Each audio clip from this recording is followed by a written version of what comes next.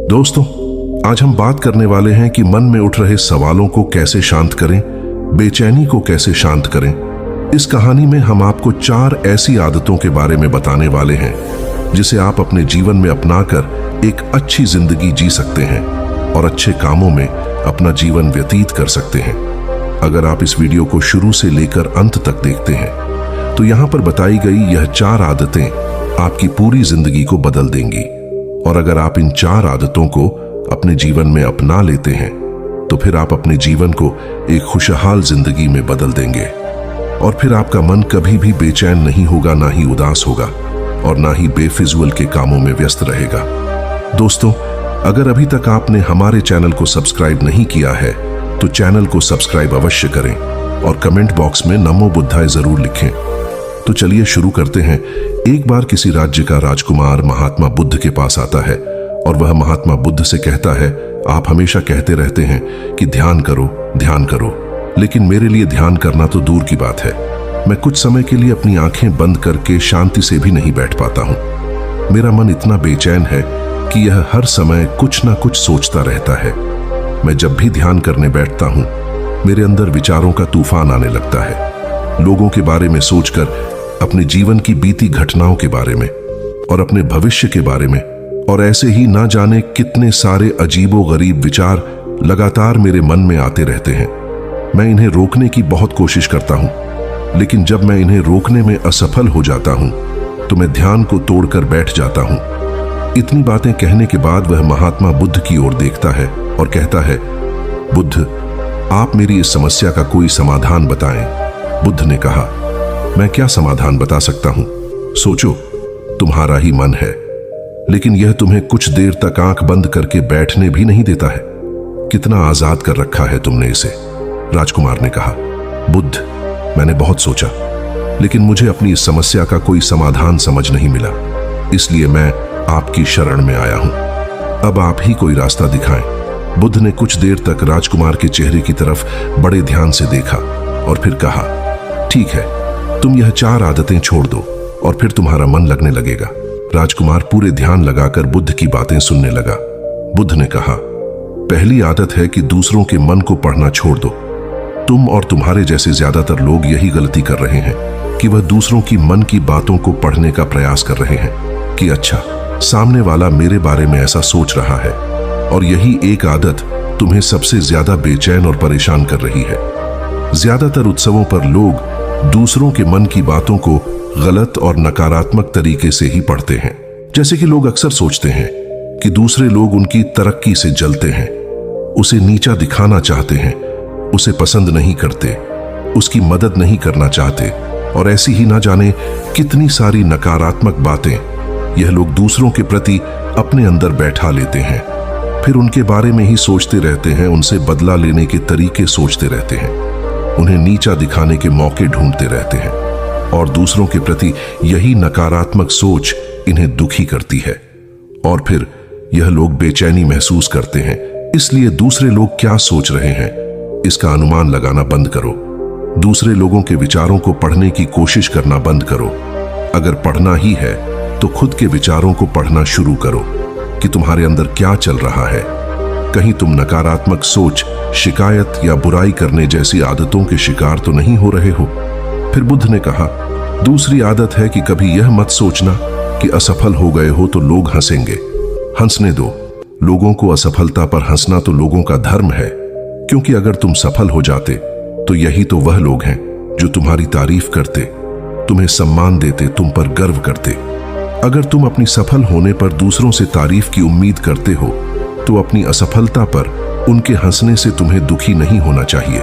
और समस्या ही यही है कि हम इंसान असफलता को बुरा मानते हैं, जबकि असफल होना सफल होने से भी ज्यादा जरूरी है, क्योंकि बिना असफल हुए सफल इंसान के अंदर घमंड और दूसरों को खुद से छोटा समझने की भावना पैदा करती है, जबकि असफलता हमें विनम्र रहना, धैर्य रखना और लगातार प्रयास करना सिखाती है। इसलिए असफलता को बुरा मत समझो। और अगर तुम्हारे काम में असफल होने की संभावना नहीं है तो इसका अर्थ है कि तुमने अपना लक्ष्य अपनी क्षमताओं से छोटा बनाया है। और अगर लोग तुम पर हंस नहीं रहे, तुम्हें ताने नहीं मार रहे हैं, तुम्हारी बुराई नहीं कर रहे हैं, तो तुम अंदर से मरे हुए हो। तुम अपने मानसिक सीमाओं से बाहर जाकर कुछ नया करने का प्रयास नहीं कर रहे हो, क्योंकि असफल भी वही होता है जो कुछ नया करने का प्रयास करता है। और एक बात हमेशा याद रखना, अगर तुम्हारे अंदर असफल होने का साहस नहीं है तो तुम कभी भी बड़ा लक्ष्य हासिल नहीं कर सकते जो तुम करना चाहते हो। इसलिए असफल होने और लोगों के हंसने से डरना बंद कर दो। फिर बुद्ध ने आगे कहा, तीसरी आदत है समय को काटना छोड़ दो। लोगों को लगता है कि वह समय को काट रहे हैं, लेकिन असल में समय हर बार उन्हें काट रहा है। लोगों के द्वारा समय को व्यर्थ के कामों में बर्बाद करने का केवल एक ही कारण है, और वह यह है कि उन्हें लगता है कि उनके पास बहुत समय है, जबकि सच्चाई यह नहीं है, क्योंकि उनसे पहले वाले लोगों को भी यही लगता था कि उनके पास बहुत समय है, लेकिन उन्हें पता नहीं चल पाया कि कब समय बीत गया और उनका बुलावा आ गया। और जब तक उन्हें अपनी गलती का एहसास हुआ, तब तक समय उनके हाथ से निकल चुका था।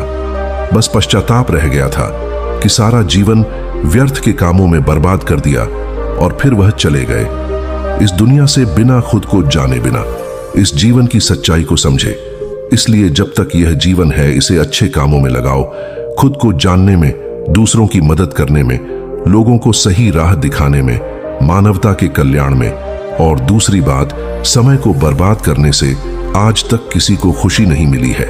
हालांकि समय काटने से तुम्हें क्षणिक खुशी तो महसूस हो सकती है, लेकिन जब तुम्हें होश आता है और तुम देखते हो कि कितना सारा समय बर्बाद किया जा चुका है, तब तुम्हें खुद पर क्रोध आता है और तुम पश्चाताप के भाव से भर जाते हो।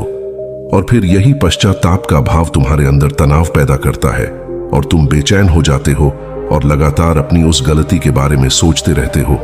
फिर तुम्हारा किसी भी काम में मन नहीं लगता और तुम उदास रहने लगते हो, और यह चक्र लगातार चलता रहता है, जिसकी शुरुआत हुई थी समय को काटने से।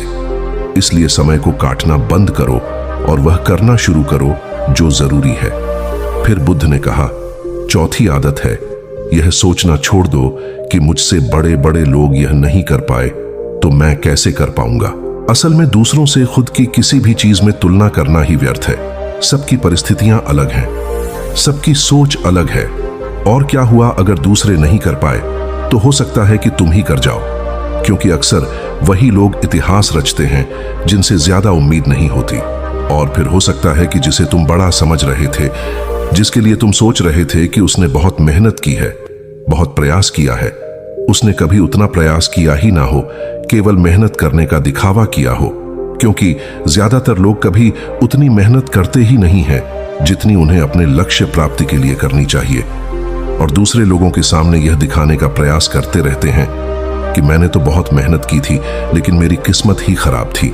और यही वह लोग हैं जो दूसरों को बातों ही बातों में कहते रहते हैं कि जब इतनी मेहनत करने के बाद में सफल नहीं हो पाया तो तुम कैसे हो पाओगे, लेकिन अंदर ही अंदर यह इस बात को जानते हैं कि उन्होंने कभी उतनी कोशिश नहीं की थी जितनी उन्हें करनी चाहिए थी। यह बस दूसरों की नजरों में अपनी इज्जत बचाने के लिए, और इस डर से कि कहीं दूसरा व्यक्ति इनसे आगे ना निकल जाए, यह अपने अधूरे प्रयास से घबराते रहते हैं और दूसरों को डराते रहते हैं कि जब मैं नहीं कर पाया तो तुम कैसे कर पाओगे। इसलिए किसी दूसरे असफल व्यक्ति को देखकर यह सोचना छोड़ दो कि तुम यह असफल हो जाओगे। तुम बस अपना सर्वश्रेष्ठ प्रयास करो और बाकी सब समय पर छोड़ दो। बुद्ध ने आगे कहा, अगर तुमने यह 4 आदतें छोड़ दी तो तुम्हारा मन एकदम शांत हो जाएगा और फिर तुम जहां चाहो वह अपना मन लगा सकते हैं। इतना कहकर बुद्ध मौन हो गए और राजकुमार को भी अब समझ आ चुका था कि उसे क्या करना है। उसने मन ही मन उन 4 आदतों को छोड़ने का निश्चय किया और बुद्ध का धन्यवाद किया और वहां से चला गया। दोस्तों, इस कहानी से हमें यह शिक्षा मिलती है कि हमें यह नहीं सोचना चाहिए कि लोग मेरे बारे में क्या सोच रहे हैं। अगर हम कोई काम करते हैं तो लोग उस काम को लेकर हंसेंगे। इसके अलावा हमें अपना समय बर्बाद नहीं करना चाहिए। इसके अलावा हमें कभी भी यह नहीं सोचना चाहिए कि अगर किसी व्यक्ति से कोई काम नहीं हो पाया है तो मैं उसे नहीं कर पाऊंगा। दोस्तों, अगर आप मेहनत से किसी भी काम को करते हैं तो कोई भी काम छोटा या बड़ा नहीं होता और एक ना एक दिन सफलता अवश्य मिलती है। दोस्तों, आपने आज के इस वीडियो से क्या सीखा वह मुझे आप कमेंट में बता सकते हैं। इसी के साथ में उम्मीद है कि आपको आज की वीडियो पसंद आई होगी, तो इस वीडियो को उस इंसान को शेयर करें जिससे यह कहानी सुनने की जरूरत है, और उसी के ठीक बाद चैनल को सब्सक्राइब करें। तो चलिए फिर मिलते हैं ऐसी एक और नई वीडियो में एक नए मैसेज के साथ। तब तक के लिए अपना ख्याल रखें।